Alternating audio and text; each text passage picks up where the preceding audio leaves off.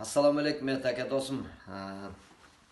Kızık şaşıp kayra başladı degендей президентке талапкерлигин койгондор 60-тан ашып кетти. Мурда дагы мен ушул Атамбаевдин учурунда президент кандидатурам койбодум беле. Ошондо элдер мени президент болом деп коюп алды деп көп эмгиче эле жаман көрүп турушат го. Мен ошондо деле айткам, интернеттен ачып карап көрүшсө болот. Бул президентке кандидатурасын коюп аткандардын 80ге жеткен да ошол кезде. Азыр деле ошондой акыбал жагдай кайталанма, каалагандар президентке коюп алган, жарайбы, жарабайбы, уят буят эмеспи, туура келеби, мен мамлекетти башкара аламбы, башкара албаймбы деген эч кандай түшүнүк жок. Жөн гана өздөрүнүн балким ичинде мен президент болсом минтем деген максаты бардыр. Бул жерде эмне себептен ар ким өзүнүн каалаган эле көчөдө баратып туруп эле мындай бир официант требуется деп bir restoranга жазып койгондо кирип сурайт го, мен да иштесем болобу деп. Ошо сыяктуу эле болуп калды деп мен мурда да айткам.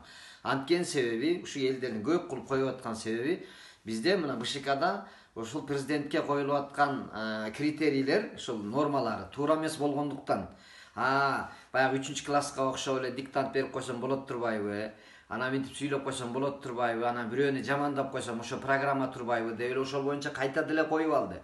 Ушунун өзү туура эмес болуп атат да.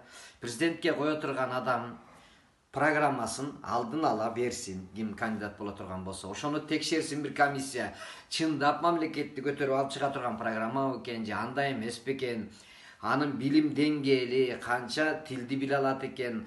Курагы жок дегенде 40 жаштан өйдөгөсдөй болуш керек деген сыяктуу мамлекеттик ушул тажрыйбасы бар, иштеген, жок дегенде бир 15 жыл, 20 жыл иштеген, бир ушундай бир жолдор болуш керек да.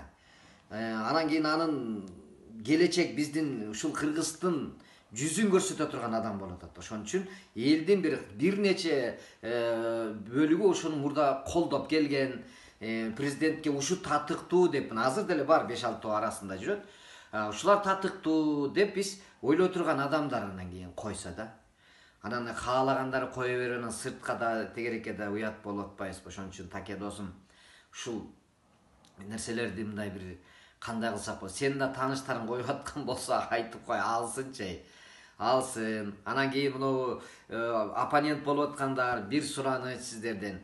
Бири-бириңерди тим эле баягы немистер менен согушуп аткандай болуп, душман көрүп алып, анын тарапташтары өзгөчө ушундай бир маданият пайда болуп калды. Кимди жактай турган болсо, беркинин Кыргыз үчүн деп аракет кылып жүргөн деле унутуп калып туруп деле, аны деле тиги ар бери ойдон тоодон ылдый сүйрөп эле ушундай жаман сөздөрдү айтып, аны жамандай бериш, бул мусулманчылыкта дагы өтө туура эмес.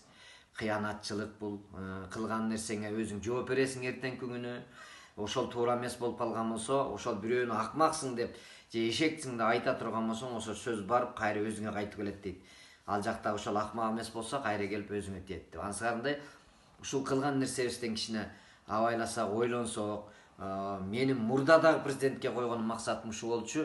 Ушул нерселер туура эмес болуп атат. Бир эжелеп баягыдай дагы отуруп алып экзамен бербейли, бир жакшы келечектүү, анан бийик деңгээлдеги президентке кое турган тапшырмалар бийик болуш керек.